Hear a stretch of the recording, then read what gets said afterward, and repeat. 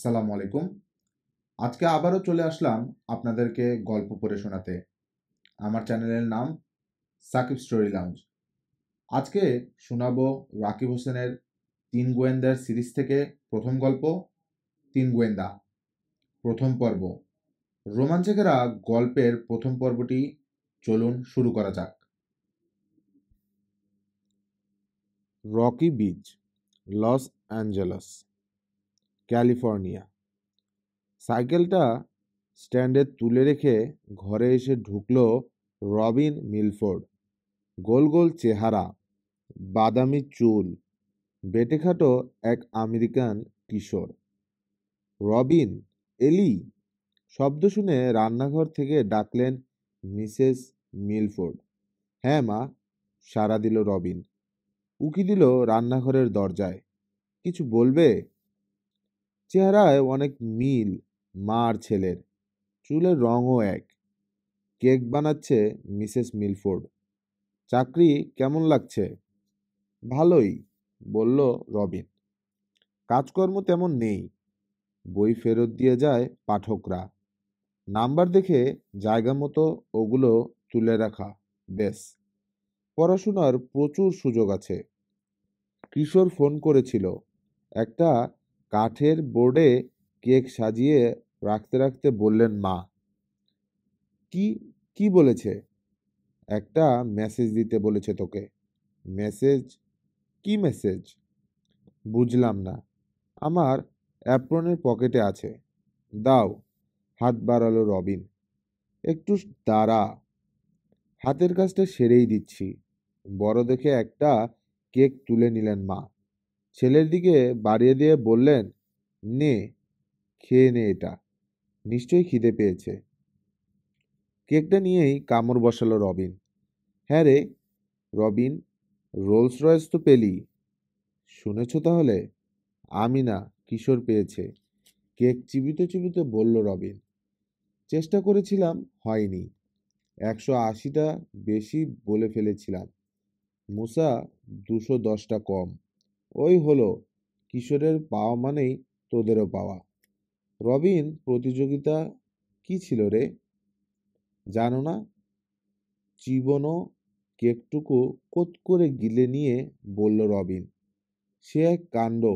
বড় এক জারে শিমের বিচি ভরে শোরুমের জানালায় রেখে দিয়েছিল company. Rent a ride auto rental company.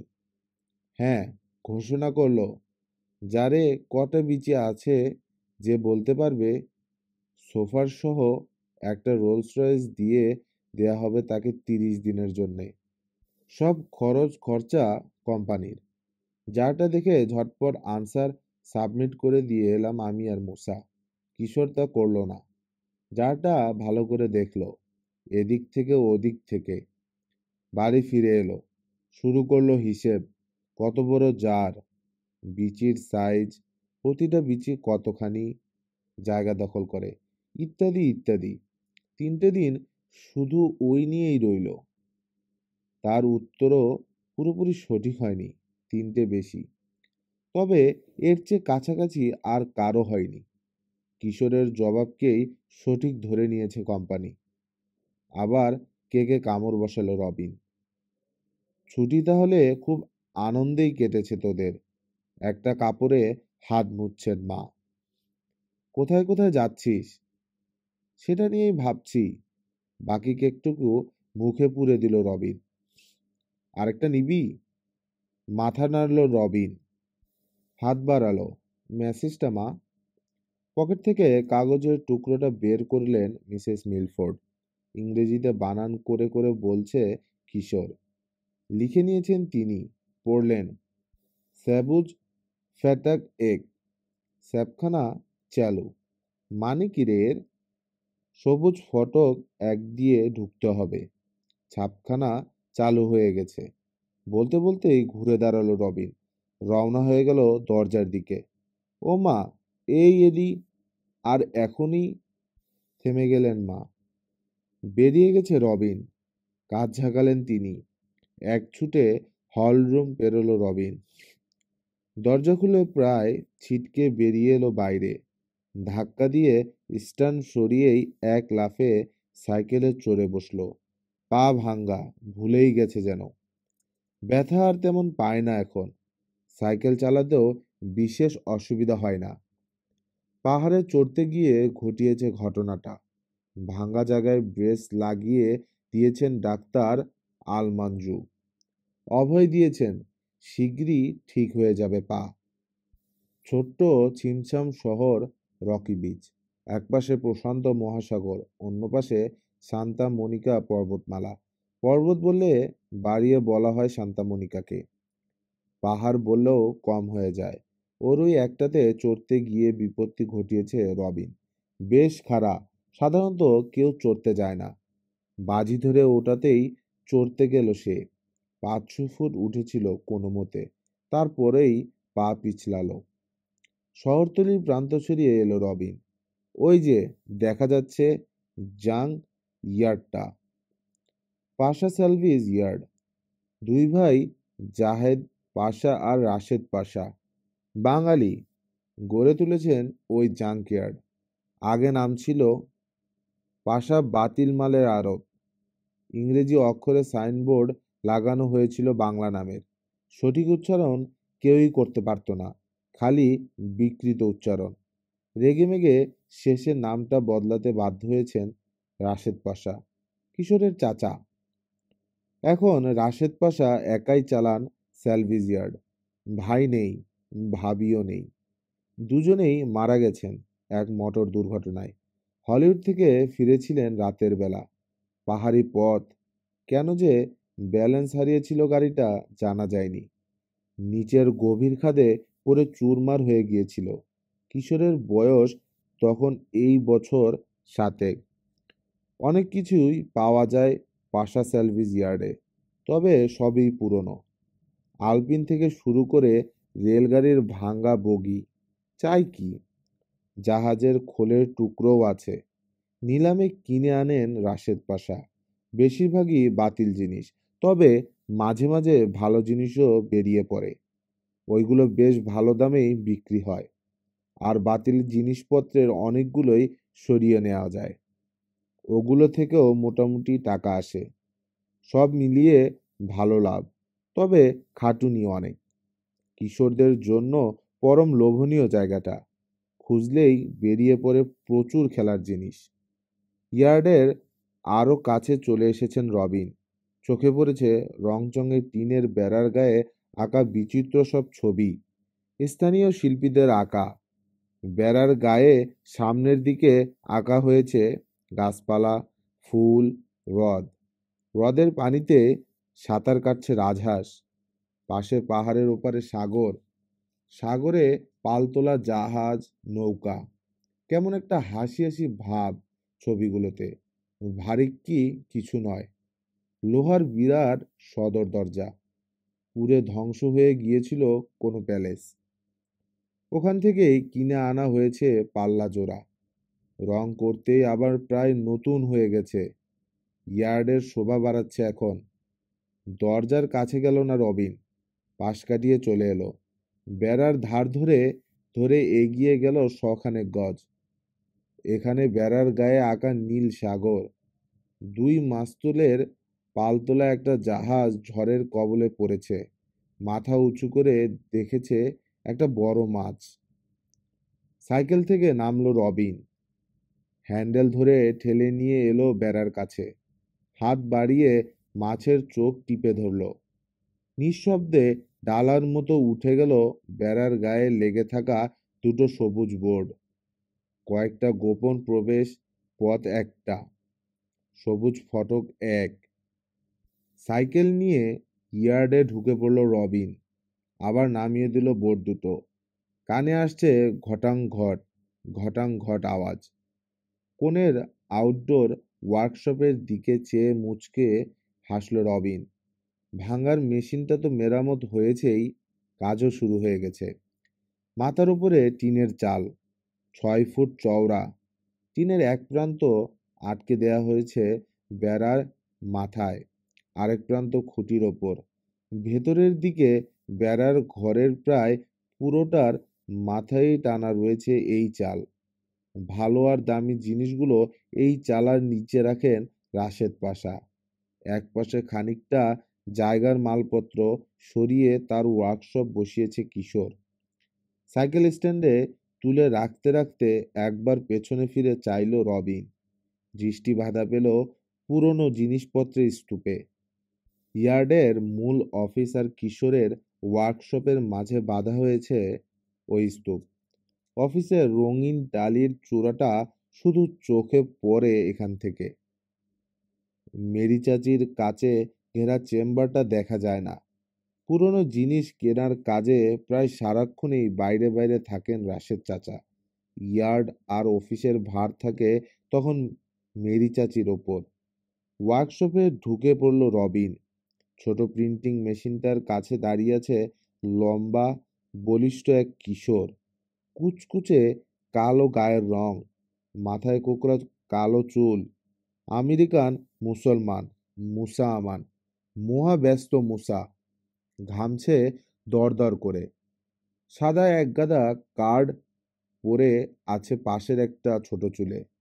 একটা করে কার্ড তুলে নিয়ে মেশিন চাপাচ্ছে।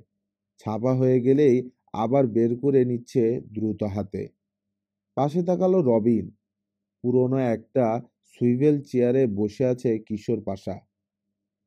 হালকা পাতলা শরীরের তুলনায় মাথাটা বড়, ঝাঁকড়া চুল, চওড়া কপালের তলায় অপূর্ব সুন্দর দুটো চোখের তীক্ষ্ণ বুদ্ধির ঝিলিক। বুড়া আঙ্গুল আর তর্জনীর সাহায্যে চিমটি কাটছে নিচের ঠোঁটে। ভাবনার ঝড় বইছে মাথায়। বুঝতে পারল রবিন। কি ছাপাচ্ছ? মেশিনের কাছে এগিয়ে গেল রবিন।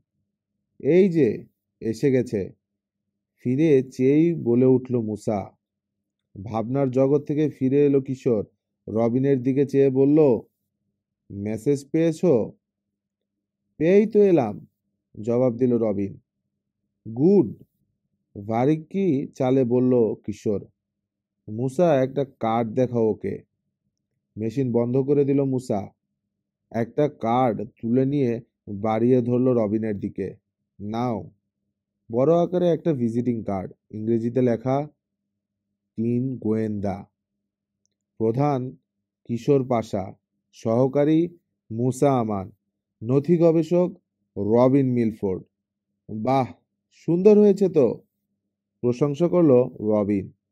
এগিয়ে যাওয়াই ঠিক করলে তাহলে? হ্যাঁ, ইনভেস্টিগেশন এজেন্সি খোলার এই সুযোগ, বলল কিশোর। স্কুল ছুটি, 30 দিনের জন্য একটা গাড়ি হয়ে গেল। খুব কাজে লাগবে। থামলে একটু সে। সরাসরি রবিনের দিকে তাকালো। আমরা এখন তিন গোয়েন্দা। এজেন্সির চার্জে থাকছি আমি। তোমার কোনো আপত্তি আছে? না, মাথা নাড়ল রবিন। ডিটেকশনের কাজ আমার চেয়ে ভালো বোঝো তুমি। গুড। সহকারী হতে মুসারও আপত্তি নেই, বলল কিশোর। তোমার এখন সময় খারাপ, পা ভাঙ্গা, দৌড়ঝাঁপের কাজগুলো খুব একটা করতে পারবে না। বসে বসেই কিছু করো। আপাতত লেখাপড়া আর রেকর্ড রাখার দায়িত্ব রইল তোমার ওপর। আমি রাজি, বলল রবিন, এবং খুশি হয়েই। লাইব্রেরিতে কাজের ফাঁকে ফাঁকেই পড়াশোনাটা সেরে ফেলতে পারবে।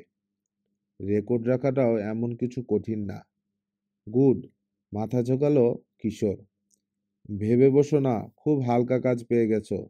তদন্তের নিয়মকানুন অনেক বদলে গেছে আজকাল। এ কাজে এখন প্রচুর পড়াশোনা আর গবেষণা দরকার। কি হলো, কার্ডের দিকে ওভাবে চেয়ে আছো কেন? তিনটে প্রশ্নবোধক চিহ্ন। কেন? শুকনো একটা হাসির আভাস খেলে গেল কিশোরের মুখে। চট করে একবার চাইলো মুসার দিকে। ঠিকই বলেছ কিশোর। মুসার চোখে বন্ধুর প্রতি শ্রদ্ধা। ঠিক অনুমান করেছ তুমি। কি? জানতে চাইল রবিন। তুমিই বলো, কিশোরকে বলল মুসা। গুছিয়ে বলতে পারবো না আমি। চিহ্নগুলো কার্ডে বসানোর অনেক কারণ আছে, ব্যাখ্যা করতে লাগলো কিশোর। এক রহস্যের ধ্রুবচিহ্ন ওই প্রশ্নবোধক। আমরা কার্ডে দিয়েছি কারণ যে কোনো রহস্য সমাধানের আগ্রহী আমরা। ছিচকে চুরি থেকে শুরু করে ডাকাতি, রাহাজানি, খুন, এমনকি ভৌতিক রহস্যের তদন্ত পিছপা নই। 2, চিহ্নগুলো আমাদের ট্রেডমার্ক। দলে 3 জন, তাই 3টে চিহ্ন। থামল সে। অপেক্ষা করে রইল রবিন। 3, আবার শুরু করলো কিশোর। লোকের মনে কৌতূহল জাগবে ওই চিহ্ন। কেন বসানো হয়েছে জিজ্ঞেস করবেই। কথা বলার সুযোগ পাবো তখন। এতে আমাদের কথা মনে থাকবে তাদের। নাম ছড়াবে অনেক বেশি। রবিনের দিকে চাইল সে। আরো কারণ আছে, পরে ধীরে ধীরে জানতে পারবে সেগুলো। আর কি কারণ জানার কৌতূহল হলো খুব, কিন্তু বলার জন্যে চাপাচাপি করলো না রবিন। বন্ধুর স্বভাব জানে, নিজে থেকে না বললেও হাজার চাপাচাপি করেও মুখ খোলানো যাবে না কিশোরের। মেশিন ঠিক, কাঠ ছাপানো শেষ, গাড়িও পেয়ে গেছি, বলল রবিন। এবার কোনো একটা কাজ পেয়ে গেলেই নেমে পড়তে পারতাম। কাজ একটা পেয়ে গেছি আমরা, মুসা জানালো। পাইনি এখনো, শুধরে দিল কিশোর। পাবার আশা আছে। সোজা হয়ে বসলো সে। তবে সামান্য একটা অসুবিধা আছে। কেসটা কি? অসুবিধাটা বা কি? কৌতূহল ঝরল রবিনের গলায়। একটা ভূতুরে বাড়ি খুঁজছেন মিস্টার ডেভিস ক্রিস্টোফার। সত্যি সত্যি ভূত থাকতে হবে। তার একটা ছবির শুটিং করবেন সেখানে, জানালো মুসা। স্টুডিও থেকে শুনে এসেছে বাবা। হলিউডের বেশ বড়সড় একটা স্টুডিওতে বিশেষ দায়িত্বপূর্ণ পদে বহাল আছেন মুসার বাবা মিস্টার রাফাত আমান। ভুতুরে বাড়ি ভুরু কুঁচকে গেছে রবিনের। তাও আবার সত্যি সত্যি ভূত থাকতে হবে, তা কি করে সম্ভব? ভূত আছে কি নেই সেটা পরের কথা। তেমন একটা বাড়ির খোঁজ পেলেই তদন্ত শুরু করে দেব আমরা, জবাব দিল কিশোর। ভূত থাকলে তো কোনো কথাই নেই, না থাকলেও ক্ষতি নেই। আমরা খোঁজ খবর করতে শুরু করলেই জানাজানি হবে। নাম ছড়াবে 3 গোয়েন্দার। অসুবিধে কি ভূত নিয়েই? না। তবে মিস্টার ক্রিস্টোফার আমাদেরকে কাজ দিতে রাজি হচ্ছেন না। হতেই হবে তাকে। আমাদের সার্ভিস নিতে বাধ্য করব। কেমন রহস্যময় শোনালো কিশোরের গলা। 3 গোয়েন্দার যাত্রা শুরু হবে মিস্টার ডেভিস ক্রিস্টোফার কাজ নিয়েই। শিওর শিওর, ব্যঙ্গ প্রকাশ পেল রবিনের গলায়। মার্চ করে সোজা গিয়ে ঢুকে পড়ব পৃথিবীর বিখ্যাত এক চিত্র পরিচালকের অফিসে, এবং আমরা গিয়ে হাজির হলেই কাজ দিয়ে দেবেন। এতই সহজ? খুব কঠিনও মনে হচ্ছে না আমার কাছে, বলল কিশোর। ইতিমধ্যেই মিস্টার ক্রিস্টোফারকে ফোন করেছি আমি, অ্যাপয়েন্টমেন্টের জন্যে। ইয়াল্লা, রবিনের মতোই ভুরু কুঁচকে গেছে মুসার। তিনি দেখা করবেন আমাদের সঙ্গে? না, সহজ গলায় বলল কিশোর। লাইনই দেয়নি তার সেক্রেটারি। তা তো দেবেই না, বলল মুসা। শুধু তাই না, শাসিয়েছে তার অফিসের কাছাকাছি গেলেই আমাদেরকে হাজতে পাঠানোর ব্যবস্থা করবে, যোগ করল কিশোর। মেয়েটা কে জানো? কেরি ওয়েলফার। মুরব্বি কেরি, একসঙ্গে বলে উঠল মুসা আর রবিন। মাথা ঝোঁকালো কিশোর। ওদের চেয়ে কয়েক গ্রেড ওপরের ছাত্রী কেরি ওয়াইল্ডার। পড়ালেখায় ভালো, সুনাম আছে ভালো মেয়ে বলে। স্কুলে নিচের গ্রেডের ছাত্রছাত্রীদের ক্লাস নেয় মাঝে মাঝে। মুরব্বিয়ানা ফলানোর লেভেলটা সামলাতে পারে না, ফলে নাম হয়ে গেছে মুরব্বিকেরই। এবারের ছুটিতে তাহলে সেক্রেটারির কাজ নিয়েছে মুরব্বি। চিন্তিত দেখাচ্ছে রবিনকে। মিস্টার ক্রিস্টোফারের সঙ্গে দেখা করার আশা ছেড়ে দাও। মুরব্বি অফিস প্রেরণের চেয়ে প্রশান্ত মহাসাগর পাড়ি দেওয়া অনেক সহজ। মূল অসুবিধা এটাই, বলল কিশোর। তবে যে কাজে নামতে যাচ্ছি, বাধা আর বিপদ আসবেই পদে পদে। ওসবের মোকাবিলা করতে না পারলে নামাই উচিত না। আগামীকাল সকালে রোলস রয়েস চেপে হলিউডে চলে যাব। দেখা করতেই হবে মিস্টার ক্রিস্টোফারের সঙ্গে। যদি পুলিশে খবর দেয় মুরব্বি, বলল রবিন। আমার ব্যাপারে অবশ্য ভাবছি না। কাল তোমাদের সঙ্গে যেতে পারবো না আমি, লাইব্রেরিতে কাজ আছে। তাহলে আমি আর মুসা যাব, কাল সকাল 10টায়। তার আগেই গাড়ি পাঠাতে ফোন করব কোম্পানিকে। হ্যাঁ, তুমি একটা কাজ করো রবিন, বলে একটা কার্ড তুলে নিল কিশোর।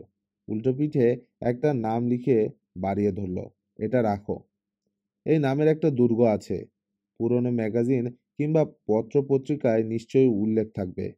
এটার ব্যাপারে যত বেশি পারো তথ্য জোগাড় করবে। টেরর ক্যাসল পড়ে ফিসফিসিয়ে বলল রবিন। বড় বড় হয়ে গেছে চোখ, নাম শুনেই ঘাবড়ে গেল। এত ভয় পেলে গোয়েন্দাগিরি করবে কি করে? না না, ঘাবড়ায়নি। ঠিক আছে, বাধা দিয়ে বলল কিশোর। কিছু কার্ড সঙ্গে রাখো। তিনজনকেই রাখতে হবে এখন থেকে। এগুলোই আমাদের পরিচয়পত্র। আগামীকাল থেকে পুরোপুরি কাজে নামবো আমরা। পালন করব যার যার দায়িত্ব। পরদিন সকালে গাড়ি পৌঁছার অনেক আগেই তৈরি হয়ে গেল মোসা আর কিশোর। লোহার গেটের বাইরে এসে রোলস রয়েসের অপেক্ষায় রইল ওরা। দুজনেরই পরনে সানডে স্যুট, শার্ট আর নেকটাই। পরিপাটি করে আঁচড়ানো চুল, পরিচ্ছন্ন চেহারা, হাতের নখ অব্দি পরিষ্কার করেছে ব্রাশ ঘষে। অবশেষে হাজির হলো বিশাল রোলস রয়েস। গাড়িটার উজ্জ্বলতার কাছে নিজেদেরকে একেবারে ম্লান মনে হলো দুজনের। পুরনো ধাঁচের ক্লাসিক্যাল চেহারা, প্রকাণ্ড দুটো হেডলাইট, চৌকা বক্সের মতো দেখতে, মূল শরীরটা কুচকুচে কালো, চকচকে পালিশ, মুখ দেখা যায়। খাইছে। কিশোরের মুখে শোনা বাঙালি বুলি ঝাড়ল মুসা। এগিয়ে আসা গাড়িটার দিকে অবাক চোখে চেয়ে আছে। 110 বছর বয়সী, কোটিপতির উপযুক্ত, পৃথিবীর সবচেয়ে দামি গাড়ির একটা, বলল কিশোর। কোটিপতি এক আরব শেখের অর্ডারে তৈরি হয়েছিল। এই গাড়িও নাকি পছন্দ হয়নি শেখের, ফলে ডেলিভারি নেয়নি। কম দামে পেয়ে কিনে নিয়েছেন রেন্ট আ রাইড কোম্পানি। নিজেদের বিজ্ঞাপনের কাজে ব্যবহার করেছে। কাছে এসে দাঁড়িয়ে পড়ল রোলস রয়েস। ঝটকা দিয়ে খুলে গেল দরজা। ড্রাইভিং সিট থেকে দ্রুত নেমে এলো সোফার। 6 ফুট লম্বা, আটসার দেহের গড়ন, লম্বাটে হাসিখুশি চেহারা। একটানে মাথার টুপি খুলে হাতে নিয়ে নিল। মাস্টার পাশা, সব প্রশ্নে চোখে কিশোরের দিকে চেয়ে বলল লোকটা। আমি হ্যানসন, সোফার।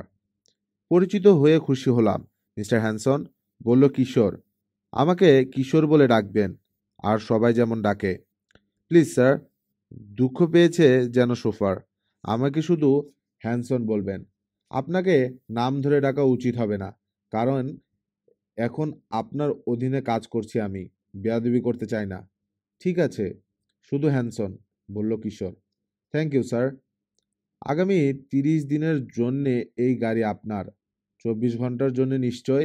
শর্ত তাই ছিল। নিশ্চয় স্যার। পেছনের দরজা খুলে ধরল হ্যানসন। প্লিজ। থ্যাংক ইউ বলে গাড়িতে উঠল কিশোর।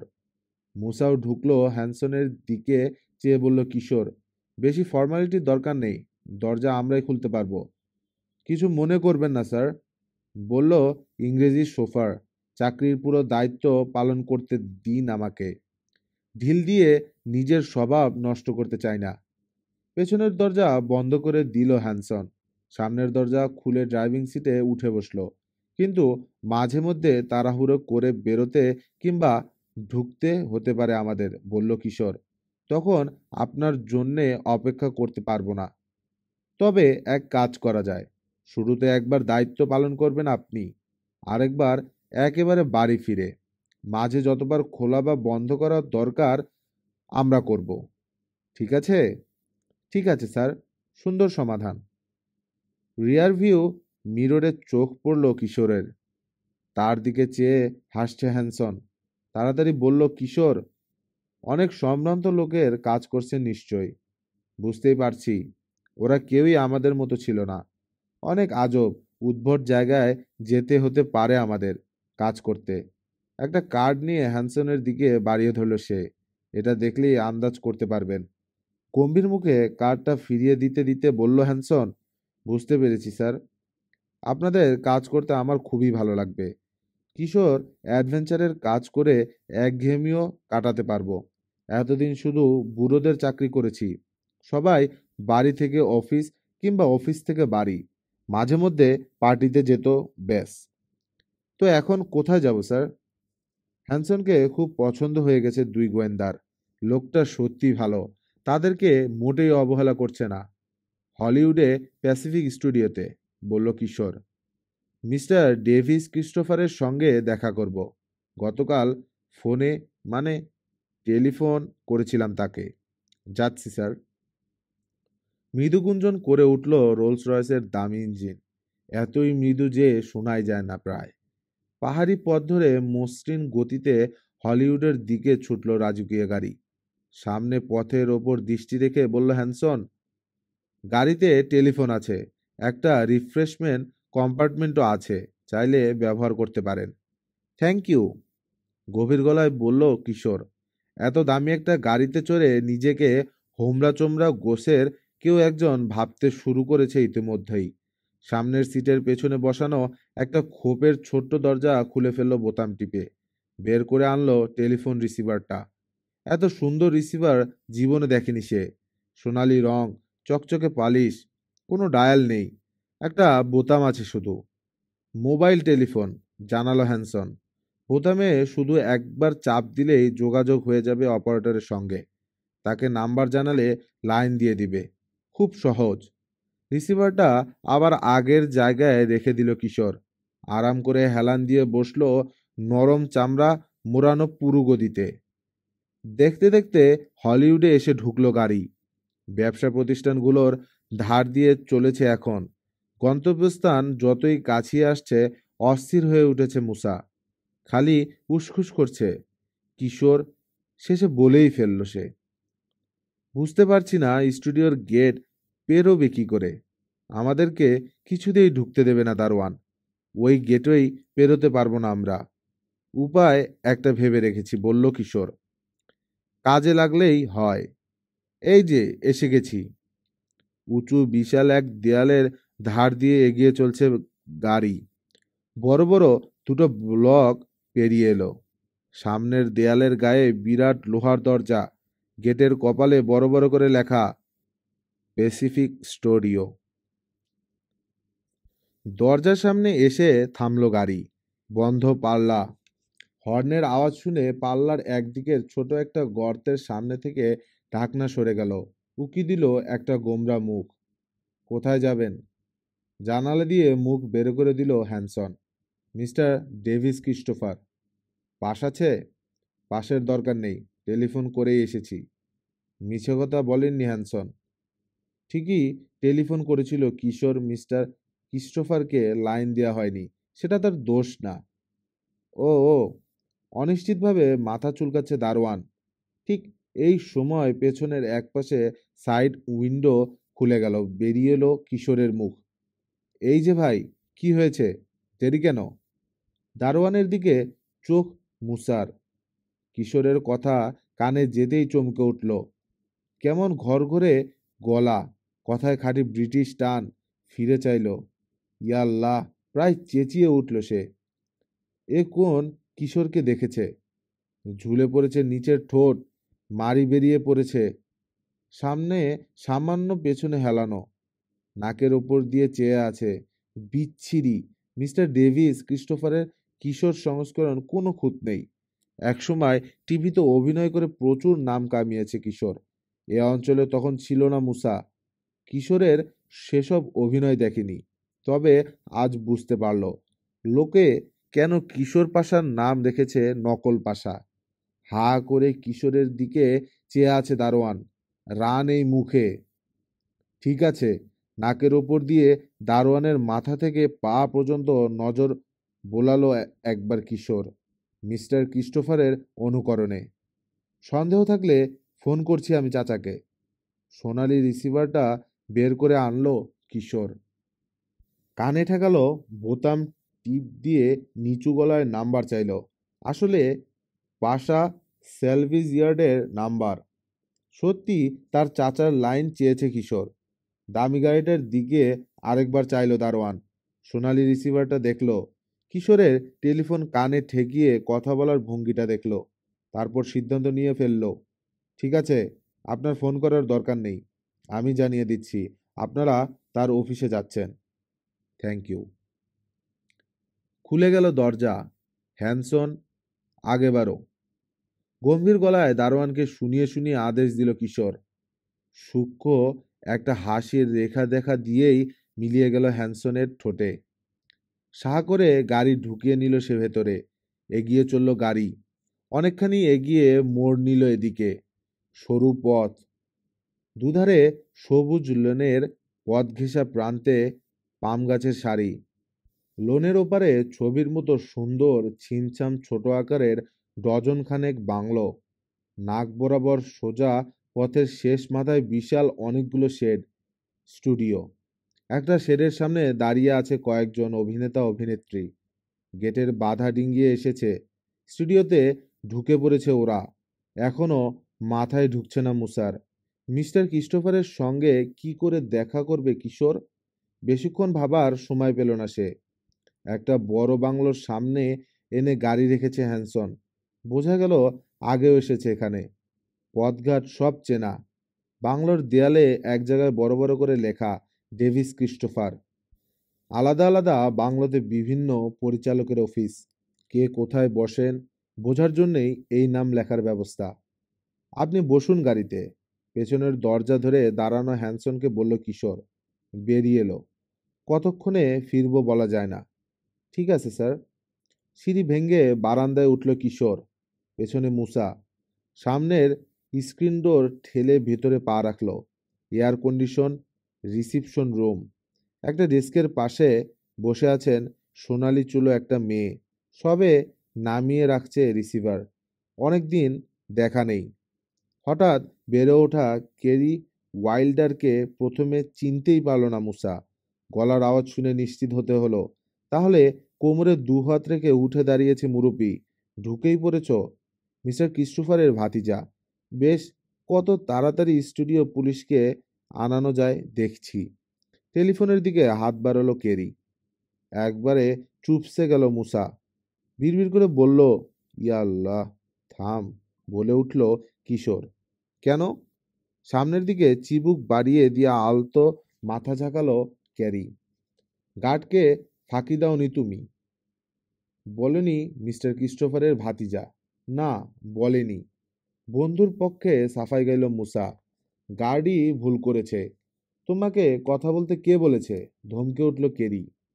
প্রায়ই অনেক উদাহরণ আছে। এবার কিছুটা শিক্ষা দিয়ে ছাড়বো আমি। ঘুরে টেলিফোনের উপর ঝুঁকলো ক্যারি। হাত বাড়ালো রিসিভারের দিকে। তাড়াহুড়ো করে কিছু করা উচিত নয় মিস্টার ওয়াইল্ডার, বলল কিশোর। আবার চমকে উঠল মুসা। আবার পুরো দন্তর ইংরেজ কথায় সেই অদ্ভুত টান। মিস্টার ডেভিস ক্রিস্টোফার যেভাবে কথা বলেন। চকিতে আবার কিশোর ক্রিস্টোফার হয়ে গেছে কিশোর। আমি শিওর এটা দেখতে চাইবেন মিস্টার ক্রিস্টোফার, বলল কিশোর। রিসিভার হাতে তুলে নিয়েছে ক্যারি। কিশোরের কথায় ফিরে চাইল। সঙ্গে সঙ্গে খসে পড়ে গেল রিসিভার। চোখ বড় হয়ে গেছে। সিটকে বেরিয়ে আসবে যেন কোটর ছেড়ে। কেবল থেকে ঝুলছে রিসিভারটা। টেবিলের পায়ার সঙ্গে বাড়ি খাচ্ছে খটখট। কানেই ঢুকছে না যেন তার। তুমি তুমি ফিসফিস করছে সে। তুমি হঠাৎই ভাষা খুঁজে পেল না ক্যারি। হ্যাঁ, কিশোর পাশা, সত্যি বলেছ। এটা দেখতে চাইবেন মিস্টার ক্রিস্টোফার। কি? Miss welder? দ্রুত তিনজোড়া চোখ ঘুরে গেল দরজার দিকে। দরজায় এসে দাঁড়িয়েছেন মিস্টার ডেভিস ক্রিস্টোফার স্বয়ং। শরীরের তুলনায় মাথা বড়, ঝাঁকড়া চুল এত বেশি ঝুলে পড়েছে নিচের ঠোঁট মাড়ি দেখা যায়। ভীষণ কুৎসিত চেহারা। কি হয়েছে? কোনো গোলমাল? আবার জানতে চাইলেন মিস্টার ক্রিস্টোফার। সেই কখন থেকে রিং করছি আমি। গোলমাল কিনা আপনি ঠিক করুন মিস্টার ক্রিস্টোফার, ফস করে বলে বসলো ক্যারি। এই ছেলেটা কিছু দেখাতে চায় আপনাকে। আপনি মুগ্ধ হবেন। সরি, বললেন মিস্টার ক্রিস্টোফার। কারোর সঙ্গেই দেখা করতে পারবো না আজ। হাতে অনেক কাজ। ওকে যেতে বলো। আমি শিওর মিস্টার ক্রিস্টোফার আপনি দেখতে চাইবেন। কেমন এক গলা কথা বলে উঠল ক্যারি। স্থির চোখে ক্যারির দিকে তাকালেন মিস্টার ক্রিস্টোফার। তারপর ফিরলেন দুই কিশোরের দিকে। কাঁধ ঝাঁকালেন। ঠিক আছে, এসো। বিশাল এক টেবিলের ওপাশে সুইভেল চেয়ারে গিয়ে বসলেন মিস্টার ক্রিস্টোফার। ইচ্ছে করলে টেবিল টেনিস খেলা যাবে টেবিলটাতে, এত বড়। তার দিকে চেয়ে দাঁড়িয়ে রইল দুই গোয়েন্দা। পেছনে দরজাটা ওপাশ থেকে বন্ধ করে দিল ক্যারি। তারপর ছেলেরা বললেন, মিস্টার ক্রিস্টোফার, 5 মিনিট সময় দিচ্ছি তোমাদের, কি দেখাতে চাও? এটা স্যার। অদ্ভুত ভঙ্গিতে পকেট থেকে একটা কার্ড বের করে টেবিলের ওপর দিয়ে ঠেলে দিল কিশোর। ভঙ্গিটা লক্ষ্য করলেন মিস্টার ক্রিস্টোফার, একেবারে তার নিজের ভঙ্গি। হাত বাড়িয়ে তুলে নিলেন কার্ডটা। হুম, তোমরা তাহলে গোয়েন্দা। প্রশ্নবোধক চিহ্নগুলো কেন? নিজেদের ক্ষমতার ব্যাপার সন্দেহ প্রকাশ? না স্যার, জবাব দিল কিশোর। ওগুলো আমাদের ট্রেডমার্ক। যে কোনো ধরনের রহস্য ভেদ করতে রাজি আমরা। তাছাড়া ওই চিহ্ন কার্ডে বসানোর কারণ জিজ্ঞেস করবেই লোকে, আমাদেরকে মনে রাখবে। আচ্ছা। ছোট্ট একটা কাশি দিলেন মিস্টার ক্রিস্টোফার। নাম প্রচারের ব্যাপারে খুব আগ্রহী মনে হচ্ছে। নিশ্চয়ই স্যার, লোকে আমাদেরই নাম যদি না জানলো, ব্যবসা টেকাবো কি করে? ভালো যুক্তি, স্বীকার করলেন মিস্টার ক্রিস্টোফার। কিন্তু ব্যবসা তো শুরুই করনি এখনো। সেজন্যই তো এসেছি স্যার। আপনাকে একটা ভুতুড়ে বাড়ি খুঁজে দিতে চাই আমরা। ভুতুড়ে বাড়ি? ভুরুজোড়া সামান্য উঠে গেল মিস্টার ক্রিস্টোফারের। আমি ভুতুড়ে বাড়ি খুঁজছি, ভাবনাটা কেন এলো মাথায়? শুনেছি আপনার পরের ছবির জন্যে একটা ভুতুড়ে বাড়ি খুঁজছেন, বলল কিশোর। আপনার খোঁজায় সাহায্য করতে আগ্রহী 3 গোয়েন্দা। তাচ্ছিল্যের হাসি ফুটল মিস্টার ক্রিস্টোফারের মুখে। দুটো বাড়ির খোঁজ ইতোমধ্যেই পেয়ে গেছি আমি, বললেন তিনি। একটা মাসাচুসেটসের সালেমে, আরেকটা দক্ষিণ ক্যারোলিনার চার্লসটনে। দুটো জায়গাতেই নাকি ভূতের উপদ্রব আছে। আগামীকাল আমার লোকজন যাবে জায়গাগুলোতে দেখতে। আমি শিওর দুটোর একটা জায়গা আমার পছন্দ হবেই। কিন্তু আমরা যদি এখানে এই ক্যালিফোর্নিয়াতে একটা বাড়ি খুঁজে দিতে পারি, অনেক সহজ হয়ে যাবে আপনার কাজ। আমি দুঃখিত খোকা, তা হয় না আর এখন। টাকা পয়সা কিচ্ছু চাই না আমরা, স্যার, বলল কিশোর। শুধু প্রচার চাই। এজন্যে কাউকে লিখতে হবে আমাদের কথা, যেমন লেখা হয়েছে শার্লক হোমস, এরকুল পোয়ারোর কাহিনী। আমার ধারণা ওদের কথা লেখা হয়েছে বলেই আজ ওরা এত নামি গোয়েন্দা। না না স্যার, আপনাকে লিখতেও হবে না। লিখে দেবেন আমাদের এক সহকারী বাবা, মিস্টার রোজার মিলফোর্ড। খবরের কাগজে চাকরি করেন তিনি। আচ্ছা, এবার তাহলে? ঘড়ি দেখলেন মিস্টার ক্রিস্টোফার। মিস্টার ক্রিস্টোফার, ভেবেছিলাম আমাদের প্রথম কেসটা একটু সাহায্য করবেন। সম্ভব না। যাবার পথে দয়া করে ক্যারিকে একবার আসতে বলে যাও। ঠিক আছে স্যার। হতাশ মনে হলো কিশোরকে। ঘুরে দাঁড়িয়ে দরজার দিকে হাঁটতে শুরু করলো 2 গোয়েন্দা। দরজার কাছাকাছি পৌঁছে গেছে।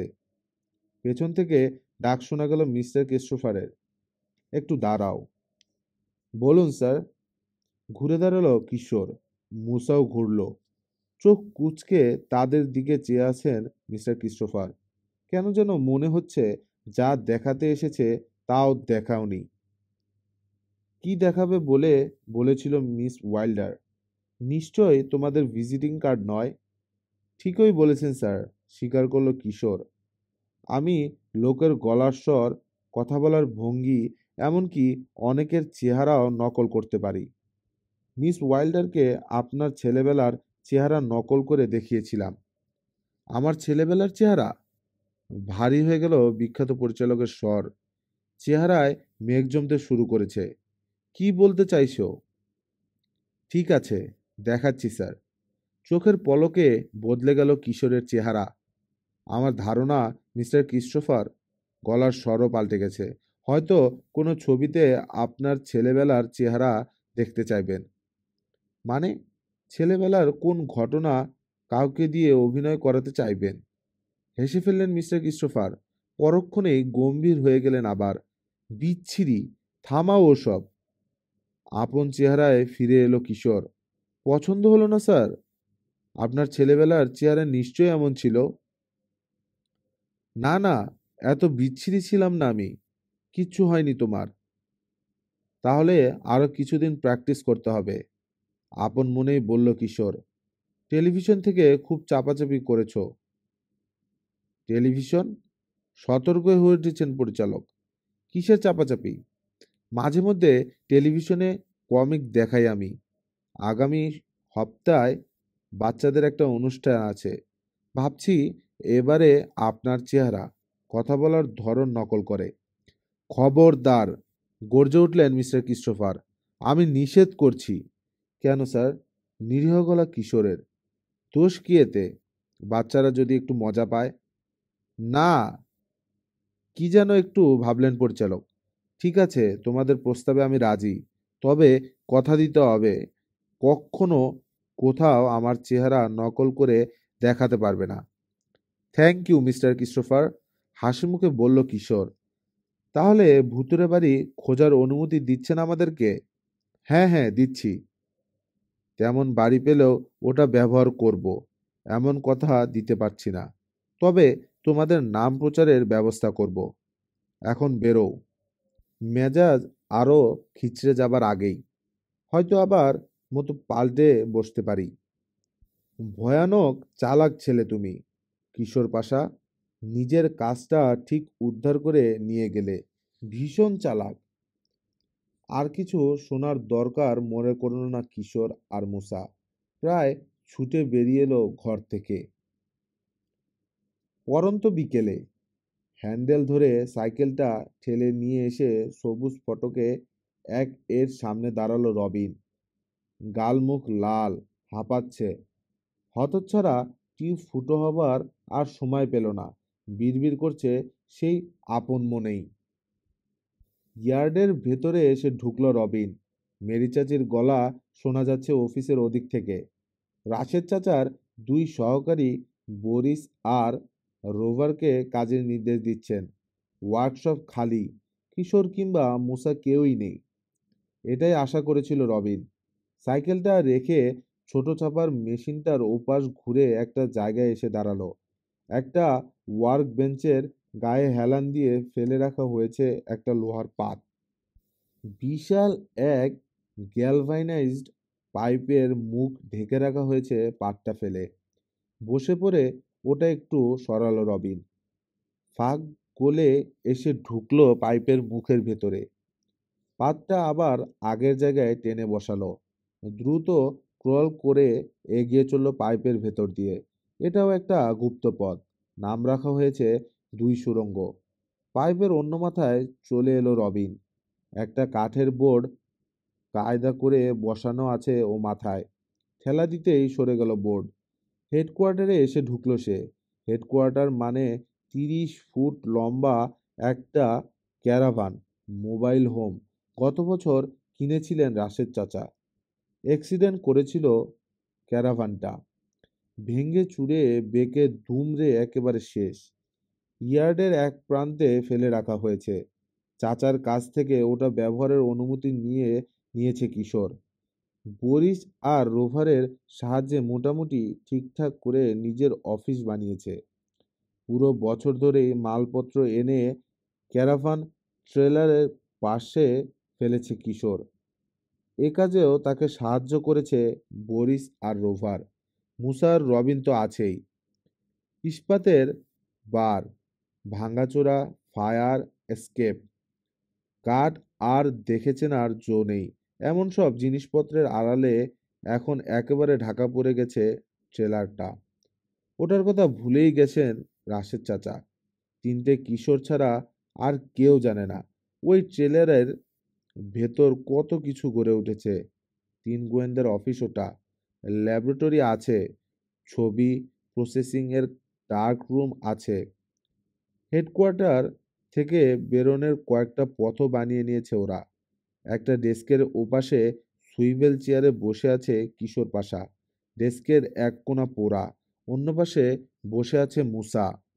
দেরি করে ফেলেছ, গম্ভীর গলায় বলল কিশোর, যেন ব্যাপারটা জানে না রবিন। চাকা পাংচার, এখনো হাঁপাচ্ছেন রবিন। লাইব্রেরি থেকে রওনা দেবার পরপরই পেরেক ঢুকেছে। যে কাজ দিয়েছিলাম কিছু করেছো? নিশ্চয়ই। অনেক কিছু জেনেছি টেরর ক্যাসেলের ব্যাপারে। Terror castle? আপন মনেই বিড়বিড় করলো মুসা। নামটাই অপছন্দ লাগছে আমার। কেমন যেন গা ছমছম করে। নাম শুনেই ছমছম। আসল কথা তো শোনোইনি এখনো, বলল রবিন। 5 জন লোকের একটা পরিবার রাত কাটাতে গিয়েছিল ওখানে। তারপর? একেবারে গোড়া থেকে শুরু করো, বলল কিশোর। গাল গল্প বাদ দিয়ে সত্যি ঘটনাগুলো শুধু। ঠিক আছে। সঙ্গে করে নিয়ে আসা বড় একটা বাদামি খাম খুলেছে রবিন। কিন্তু তার আগে শুটকো টেরির কথাটা জানানো দরকার। সেই সকাল থেকেই আমার পেছনে লেগেছিল বেটা। আমি কি করছি না করছি জানার চেষ্টা করেছে। ইয়াল্লাহ! বেটাকে জানতে দাওনি তো কিছু? প্রায় চেঁচিয়ে উঠল মুসা। পেছন থেকে কি করে যে সরাই, খালি নাক গলাতে আসা আমাদের কাজে। না, ওকে কিছু বলিনি আমি, বলল রবিন। কিন্তু আঠার মতো সঙ্গে লেগেছিল বেটা। লাইব্রেরিতে ঢুকতে যাচ্ছি, আমাকে থামালো শুটকো।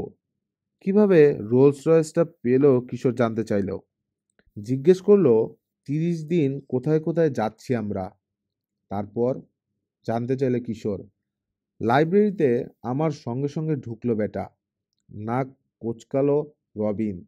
আমার দিক থেকে চোখ সরালো না মুহূর্তের জন্য। দেখলো পুরনো পত্রিকার ম্যাগাজিন ঘাটাঘাটি করছি আমি। কি পড়ছি দেখতেই দিনি ওকে। কিন্তু কিন্তু কি? আমাদের কার্ড, যেটার পেছনে টেরর ক্যাসেল লিখেছিলে তুমি, হারিয়েছে। না, টেবিলে রেখেছিলে। কাজ করে ফিরে এসে আর পাওনি, বলল কিশোর। তুমি জানলে কি করে? রবিন অবাক। সহজ। না হারালে ওটার কথা তুলতে না তুমি। টেবিলে রেখে ক্যাটালগ গোছাচ্ছিলাম, বলল রবিন। মনে পড়তেই তুলে নিতে এলাম। পেলাম না। অনেক খুঁজেছি। শুটকো নিয়েছে, এটাও জোর দিয়ে বলতে পারছি না। তবে বেরিয়ে যাবার সময় ব্যাটাকে খুব খুশি খুশি মনে হয়েছে। শুটকোর কথা যথেষ্ট হয়েছে, বলল কিশোর। একটা জরুরি কাজ হাতে নিয়েছি আমরা। সময় নষ্ট করা চলবে না। টেরর ক্যাসেলের ব্যাপারে কি জানলে বলো। বেশ, শুরু করলো রবিন। হলিউড ছাড়িয়ে গেলে একটা সরু গিরিপথ পাওয়া যাবে। নাম ব্ল্যাক ক্যানিয়ন। ওই গিরিপথের একধারে পাহাড়ের ঢালে তৈরি হয়েছে টেরর ক্যাসল। এটার নাম ছিল আসলে ফিলবি ক্যাসল। বিখ্যাত অভিনেতা জন ফিলবির বাড়ি সেই তৈরি করিয়েছিল। নির্বাক সিনেমার যুগে লোকের মুখে মুখে ফিরত ফিলবির নাম। থামলো রবিন। বলে যাবার ইঙ্গিত করলো কিশোর। টেরর ছবিতে অভিনয় করত ফিলবি। এই ভ্যাম্পায়ার কিংবা ওয়্যারউলভস মার্কা ছবিগুলো আর কি। ওসব ছবিতে সাধারণত পুরা বাড়ি দরকার পড়েই। প্ল্যান করে ওই মডেলেরই একটা বাড়ি তৈরি করলো ফিলবি। ঘরে ঘরে ভরলো যত সব উদ্ভট জিনিস। মমির কফিন, বহু পুরনো লোহার বর্ম, মানুষের কঙ্কাল, এমনই সব জিনিস। কোনোটাই কিনতে হয়নি তাকে। ছবিতে ব্যবহার হয়ে যাবার পর প্রযোজকের কাছে থেকে চেয়ে নিয়েছে। ভরসা পাচ্ছি, আস্তে করে বলল কিশোর। শেষ তো শোনো আগে, বলল মুসা। তা জন ফিল্বির কি হলো? আসছি সে কথায়, বলল রবিন। লক্ষ্যমুখ মানব নামে সারা দুনিয়ায় খ্যাতি ছড়িয়ে পড়ল ফিল্বির। এই সময় এলো সবাক সিনেমা। চমৎকার অভিনয় ফিল্বির, কিন্তু কথা বলতে গেলেই গুবলেট হয়ে যায়। চিচি গলার স্বর। শুধু তাই না, জোরে বলতে গেলে কথা জড়িয়ে যায়। কখনো কোনো শব্দের বেলায় তোতলায়। ইস! আফসোস করে উঠল মুসা। চিচি করা ওই তোতলা ভূতকে সিনেমায় যদি দেখতে পেতাম, হাসতে হাসতে নিশ্চয় পেট ব্যথা হয়ে যেত লোকের। তাই হতো, সায় দিল রবিন। ছবিতে অভিনয় বন্ধ করে দিল ফিল্মি। বেহিসাবি খরচে ছিল সে। জমানো টাকা পয়সা তেমন ছিল না। কাজ নেই, টাকাও আসে না। একে একে সবকটা কাজের লোককে বিদায় করে দিতে বাধ্য হলো। সবশেষে বিদায় হলো তার বিজনেস ম্যানেজার হ্যারি প্রাইসকে। লোকের সঙ্গে ফোনে কথা বলা বন্ধ করে দিল। ফোন আসে, ধরে না। চিঠি আসে, জবাব দেয় না। নিজেকে গুটিয়ে নিল ক্যাসেলের সীমানায়। ধীরে ধীরে অভিনেতা ফিল্বিকে ভুলে গেল লোকে। থামলো রবিন। দম নিয়ে আবার বলতে লাগলো, তারপর একদিন হলিউডের মাইল 25 উত্তরে পড়ে থাকতে দেখা গেল একটা গাড়ি। ভেঙে চুরে দুমড়ে আছে। পাহাড়ি পথ থেকে নিচের পাথুরে সৈকতে পড়ে গিয়ে ওই অবস্থা হয়েছে ওটার। চুরচুর হয়ে গেছে কাঁচ। ভেঙে খুলে 10 হাত দূরে ছিটকে পড়েছে একটা দরজা। ওই গাড়ির সঙ্গে ফিল্মির সম্পর্ক কি? রবিনের কথা মাঝেই প্রশ্ন করলো মুসা। লাইসেন্স নাম্বার দেখে পুলিশ জানতে পারলো গাড়িটা ফিলবির, ব্যাখ্যা করলো রবিন। অভিনেতার লাশ পাওয়া যায়নি, এতে অবাক হবার কিছু নেই। নিশ্চয়ই খোলা দরজা দিয়ে বাইরে ছিটকে পড়েছিল দেহটা, তারপর জোয়ারের সময় ভেসে গেছে সাগরে। আহা! দুঃখ প্রকাশ পেল মুসার গলায়। তোমার কি মনে হয়, ইচ্ছে করে অ্যাক্সিডেন্ট করেছিল লোকটা? শিওর না, জবাব দিল রবিন। গাড়িটা শনাক্ত করার পরেই ক্যাসেলে গিয়ে উঠল পুলিশ। সদর দরজা খোলা, ভেতর কেউ নেই। পুরো ক্যাসেল খুঁজল পুলিশ, কোনো লোককেই পাওয়া গেল না। লাইব্রেরিতে একটা টেবিল পেপারওয়েট চাপা দেয়া একটা নোট পাওয়া গেল। কপি করে আনা নোটটা বাদামি খামের ভেতর থেকে খুঁড়ে পড়ল রবিন। লোকে আর কোনোদিনই জীবন্ত দেখতে পাবে না আমাকে, কিন্তু তাই বলে একবারে হারিয়ে যাব না আমি। আমার আত্মা ঠিকই বিচরণ করবে তোমাদের মাঝে। আর মরার পরেও আমার সম্পত্তি হয়ে রইল টেরর ক্যাসল। ওটা এই মুহূর্তে থেকে একটা অভিশপ্ত দুর্গ। জন ফিলবি। ইয়াল্লাহ! প্রায় চেঁচিয়ে উঠল মুসা। দুর্গটার ব্যাপারে যতই শুনছি ততই অপছন্দ করছি ওটাকে। থামলে কেন? রবিনকে বলল কিশোর। বলে যাও।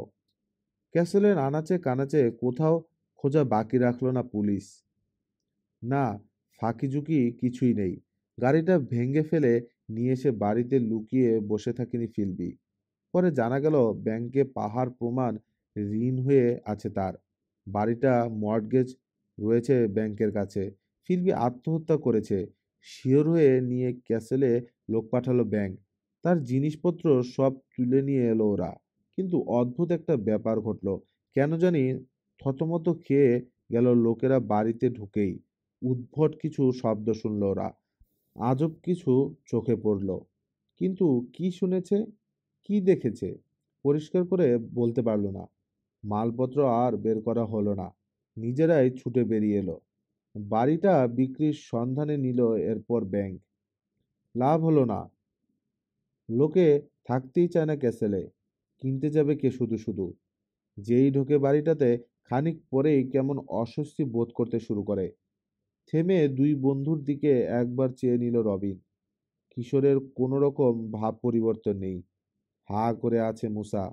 আবার বলল সে, সস্তায় এত বড় একটা বাড়ি কেনার লোভ ছাড়তে পারল না একজন এসেন্স এজেন্ট। ভূতফুত কিছু নেই, সব বাজে কথা প্রমাণ করতে এগিয়ে চলল সে। ঠিক করলো রাত কাটাবে ফিল্মি ক্যাসেলে। সাজের আগেই ক্যাসেলে ঢুকলো সে। মাঝরাত পেরোনোর আগেই পাগলের মতো ছুটে বেরিয়ে এলো। ব্ল্যাক ক্যানিয়ন পেরোনের আগে একবারও আর পেছনে ফিরে তাকায়নি। খুব সন্তুষ্ট মনে হচ্ছে কিশোরকে, কিন্তু চোখ বড় হয়ে গেছে মুসার। রবিন তার দিকে চাইতেই ঢোক গিলল। বলে যাও, অনুরোধ করল কিশোর। যা আশা করেছিলাম, বাড়িটা তার চেয়ে অনেক বেশি ভুতুড়ে। এরপর আরো কয়েকজন ক্যাসেলে রাত কাটানোর চেষ্টা করেছে, জানালো রবিন। একজন উঠতি অভিনেত্রী পাবলিসিটির জন্য রাত কাটাতে গেল সেখানে। সে বেরিয়ে এলো মাঝরাত হবার অনেক আগেই। শীত ছিল না, তবু দাঁতে দাঁত বাড়ি খাচ্ছিল তার। কোটর থেকে ছিটকে বেরিয়ে আসতে চাইছিল চোখ। স্তব্ধ হয়ে গিয়েছিল আতঙ্কে। তখন কোনো কথাই বেরোয়নি মুখ দিয়ে। পরে জানিয়েছে একটা নীল ভূতের দেখা পেয়েছে। আর কেমন এক ধরনের কুয়াশা নাকি ঢেকে ফেলেছিল তাকে। অভিনেত্রীর নাম দিয়েছে ফগ অফ ফিয়ার। নীলভূত, আবার কুয়াশাতঙ্ক! ইয়া আল্লাহ! শুকনো ঠোঁটে জিভ বুলিয়ে ভেজাবার চেষ্টা করলো মুসা। আর কিছু দেখা গেছে? মাথাছাড়া ঘোড়সওয়ার শেকলে বাঁধা কঙ্কাল। রবিনকে কথা শেষ করতে দাও, বাধা দিয়ে বলল কিশোর। আমার আর কিছু শোনার দরকার নেই। মুসার মুখ ফ্যাকাশে। যা শুনেছি এতেই বুক ধড়ফড় শুরু হয়ে গেছে। মুসার কথায় কান দিল না কিশোর। রবিনকে জিজ্ঞেস করলো, আর কিছু বলবে? হ্যাঁ, আবার বলতে লাগলো রবিন। একের পর এক ভুতুড়ে কাণ্ড ঘটেই চলল ফিল্বি ক্যাসেলে। পূবের কোনো এক শহর থেকে নতুন এলো একটা পরিবার। 5 জন সদস্য, থাকার জায়গা খুঁজছে। ব্যাংক ধরলো ওদেরকে। পুরো 1 বছর ক্যাসেলে থাকার অনুমতি দিল। 1 পয়সা ভাড়া চায়নি। শুধু বাড়িটার বদনাম ঘোচাতে চায় ব্যাংক। খুশি মনেই ক্যাসেলে গিয়ে উঠল পরিবারটা। আর রাত দুপুরে বেরিয়ে এলো হুড়োহুড়ি করে। ক্যাসল তো ক্যাসল, সে রাতেই শহর ছেড়ে পালালো ওরা। রকি বিচে আর কোনোদিন দেখা যায়নি ওদের। গোলমালটা শুরু হয় ঠিক কোন সময় থেকে জানতে চাইল কিশোর। রাতের শুরুতে সব চুপচাপ।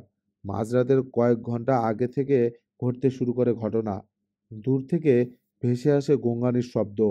হঠাৎ করে হয়তো সিঁড়িতে একটা আবছা মূর্তি দেখা যায়। কখনো শোনা যায় দীর্ঘশ্বাস। অনেক সময় ক্যাসলের মেঝের তলা থেকে উঠে আসে চাপা চিৎকার। মিউজিক রুমে একটা অর্গান পাইপ আছে নষ্ট। মাঝরাতে হঠাৎ করে নাকি বেজে ওঠে ওটা, শুনেছে অনেকে। বাদককেও দেখেছে কেউ কেউ। অর্গানের সামনে বসে থাকে আবছা একটা মূর্তি। শরীর থেকে নীল আলো বিচ্ছুরিত হয়। এর নামও দিয়ে ফেলেছে লোকে, নীল অশরীরী। নিশ্চয় তদন্ত করে দেখা হয়েছে এসব। হয়েছে, নোট দেখে বলল রবিন। 2 জন প্রফেসর গিয়েছিলেন। তারা কিছুই দেখতে পাননি, শোনেওনি কিছু। তবে অদ্ভুত একটা ব্যাপার ঘটেছে। কেমন অস্বস্তি বোধ করছেন সারাক্ষণ। দুজনই উদ্বিগ্ন, উত্তেজিত হয়ে পড়েছেন। বেরিয়ে এসে জানিয়েছেন অদ্ভুত কিছু একটা রয়েছে ক্যাসেলে। কিছুই করতে পারলো না ব্যাংক। না পারলো বাড়িটা বাঁচাতে, না পারলো ভাড়া দিতে। মালপত্রগুলো বের করে আনা গেল না। ক্যাসেলে যাবার পথ আটকে দিল ব্যাংক। ব্যাস, তারপর থেকে ওভাবেই পড়ে আছে ক্যাসেলটা। কিশোরের দিকে চেয়ে বলল রবিন, 20 বছরে একটা পুরো রাত কেউ কাটাতে পারেনি ওর ভেতর। শেষে কয়েকজন ভবঘুরে মাতাল বাড়িটাতে আস্তানা গড়ার চেষ্টা করেছিল। তাতেও বাধা দেয়নি ব্যাংক। কিন্তু প্রথম রাতেই পালালো মাস্তানেরা। ভূতে তাড়া করে দুর্গ থেকে বের করে আনলো ওদের। সারা শহরে ছড়িয়ে দিল ওরা সে কাহিনী। ক্যাসলের সীমানায় ঘেঁষা বন্ধ করে দিল লোকে। ফিল্বি ক্যাসেলের নাম হয়ে গেল টেরর ক্যাসল। এসব অনেক বছর আগের ঘটনা, কিন্তু আজও লোকে মারায় না ওদিকটা। ঠিকই করে, বলে উঠল মুসা। আমিও যাব না, লাখ টাকা দিলেও না। আজ রাতে আমরা যাব ওখানে, ঘোষণা করলো কিশোর। সঙ্গে ক্যামেরা আর টেপ রেকর্ডার নিয়ে যাব। সত্যি ভূত আছে কিনা ক্যাসলে দেখতে চাই। পরে আটঘাট বেঁধে তদন্তে নামবো। দুর্গটার ভীষণ বদনাম আছে, জায়গাটাও খারাপ। ভূতের ছবির শুটিংয়ের জন্যে এর চেয়ে ভালো জায়গা আর পাবে না মিস্টার ক্রিস্টোফার, হলপ করে বলতে পারি। এতক্ষণ সময় ধরে পড়ছিলাম রকিব হাসানের 3 গোয়েন্দা সিরিজের রোমাঞ্চ গল্প 3 গোয়েন্দা প্রথম পর্ব। আশা করছি গল্পটির দ্বিতীয় পর্বটি পরের দিন পেয়ে যাবেন। সে পর্যন্ত আমাদের সাথেই থাকুন। আপনাদের আমার কণ্ঠের গল্প শুনতে ভালো লাগলে লাইক, কমেন্ট অ্যান্ড অবশ্যই সাবস্ক্রাইব করবেন। ধন্যবাদ সবাইকে। আবার দেখা হবে গল্পের দ্বিতীয় পর্ব নিয়ে। খোদা হাফেজ।